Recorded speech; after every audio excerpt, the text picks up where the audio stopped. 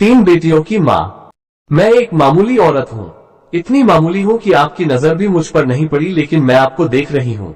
आप अपनी बीवी के साथ डॉक्टर के यहाँ जा रहे हैं, उसकी कोख में लड़की या लड़का, ये जानने के लिए। असल में आप अपनी लड़की की हत्या करना चाहते हैं, कोख में ही। आपको ये ख्याल भी नहीं आ सकता कि जिस सड़क से आप जा रहे हैं उसे मैंने बनाया है। मैंने यहाँ रोड़ियां बिछाई और फिर उन्हें दुर्मुठ से कूटा था। मेरी छोटी बेटी तब यहाँ किनारे पर उगी झाड़ियों में ऊँघती रहती थी। मेरी 3 बेटियां हैं। मेरा आदमी कहता था कि अगर बेटा नहीं हुआ तो मुझे छोड़ देगा। उसने कहने के लिए मुझे छोड़ भी दिया, पर अब भी पका पकाया खाने के लिए जब तब आ जाता है। चिकनी चुपड़ी बातें भी करता है। मैं सब समझती हूँ, फिर सोचती हूँ चलो मेरी बेटियों का बाप है। कमाल है, जिन बेटियों से वो छुट्टी चाहता था उन्हीं बेटियों के नाम की थाली में उसे परोस देती हूँ। वो समझता है बेटियां बोझ है। मेरी तीनों बेटियां सांवली हैं। उनकी काली आंखें हैं बड़ी बड़ी पके जामुनों जैसी और हाथ बड़े फुर्तीले हैं, खूब काम करती हैं। मेरी ही तरह वे तरह तरह के धंधे पीटेंगी, पर फिर भी उनके होने से मुझे बड़ी तसल्ली है। मैं अकेली तो नहीं हूं ना। तुम समझते हो लड़कियां बेकार होती हैं, औरतों के कामों को आप जानते ही नहीं। अरे देखो, मैंने सड़क बनाई, धान की रोपाई की, कपास चुना, कपड़े की फैक्ट्री में रीलिंग की, आलू खोदे, 3 बेटियों को जन्म दिया, पाला पोसा। क्या मैं बेकार हूँ? ये जो तुम चाय पीते हो, इसकी पत्तियां भी लड़कियां ही चुनती हैं, और क्या क्या नहीं करती। इतने धंधे औरतें करती हैं कि गिनवाने मुश्किल, और तुम्हारा ये सूटर कोई 1 पौंड का होगा।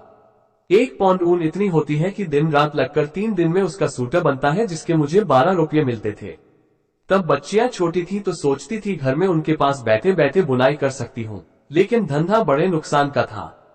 फिर ठेकेदार ने मीन मेख निकालनी शुरू की और मुझ पर गलत नजर डालने लगा, तो मैंने ये धंधा छोड़ दिया।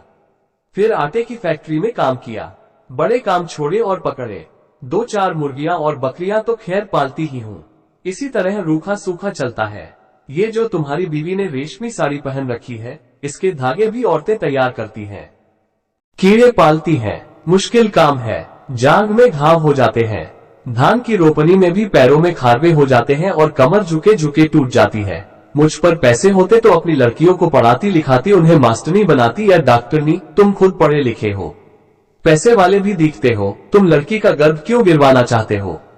तुम समझते हो तुम्हारी लड़की कोई काम नहीं कर सकती। अरे आदमी कोई फालतू चीज नहीं, 100 काम है उसके करने को। फिर इस तरह सोच समझकर लड़कियों को मारना तो कुदरत से खिलवाड़ है। अगर मान लो तुम्हारे घर लड़का हो गया तो तुम क्या सोचते हो वो तुम्हें लड़की से ज्यादा प्यार करेगा? फिर लड़के बिगड़ते भी बहुत हैं। आजकल उनका ध्यान शराब तक, ताश और मारपीट में ज्यादा हो गया है। मान लो लड़की ही पैदा हो जाए तो क्या तुम उसे पढ़ाना लिखाना? वो तुम्हें खूब प्यार करेगी। लड़कियां माँ बाप को खूब प्यार करती हैं। तुम्हारे घर में रौनक होगी सो अलग से। तुम सोचते हो दहेज देना पड़ेगा, तो तुम उसे खाने कमाने लायक कर देना। दहेज मांगने वाले से शादी मत करना। हो सकता है आप ही ऐसा लड़का मिल जाए जो बिना दहेज के शादी कर ले। अगर न मिले तो क्या, वो कमाएगी खाएगी और तुम्हारा सहारा बनेगी। हो सकता है वो तुम्हारा नाम रोशन कर दे। तुम्हारे लिए क्या पैसा ही सब कुछ हो गया, या दुनिया का डर अपनी बेटी से भी बड़ा हो गया?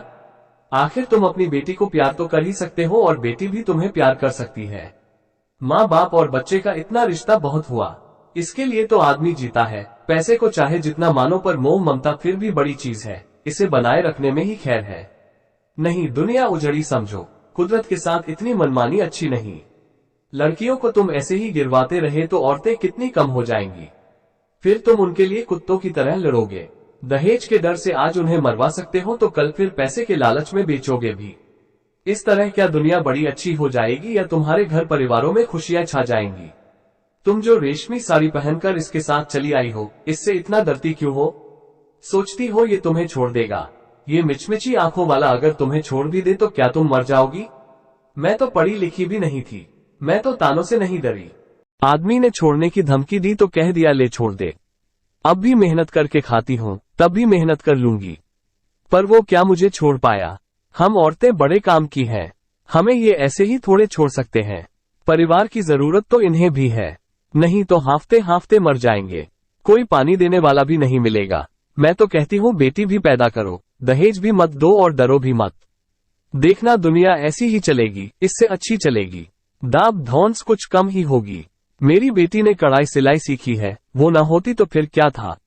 मैं तो दुनिया में धंधा पीटती मर जाती। अब भी मेहनत करती हूँ पर मन में खुशी भी है। मेरी 3 लड़कियां खूब हुनर वाली हैं। कोयल जैसी आवाज है उनकी, सुने से थकान मिट जाती है। न करे कोई शादी, अपनी जिंदगी भार बनाएगा और जो शादी करेगा सो भाग्यवान होगा। चलती हूँ, ये ठेकेदार आता दिखता है। आंखों से कम सूझने लगा है। ये जो लिबर्टी सिनेमा है न, इसे गिराना है। मालिक यहाँ पूरी बाजार भर दुकानें बनवाना चाहता है। यही मलबा धोने का काम करूंगी। काम तो ठीक है, मैंने बहुत किया है, पर इसके सामने ये डॉक्टर की दुकान है। यहाँ लड़का लड़की टेस्ट होता है। बस इसे देख देख के मन में बेचैनी बनी रहती है। घड़ी घड़ी तुम्हारे जैसों की सूरत देखनी पड़ेगी, हत्यारों की।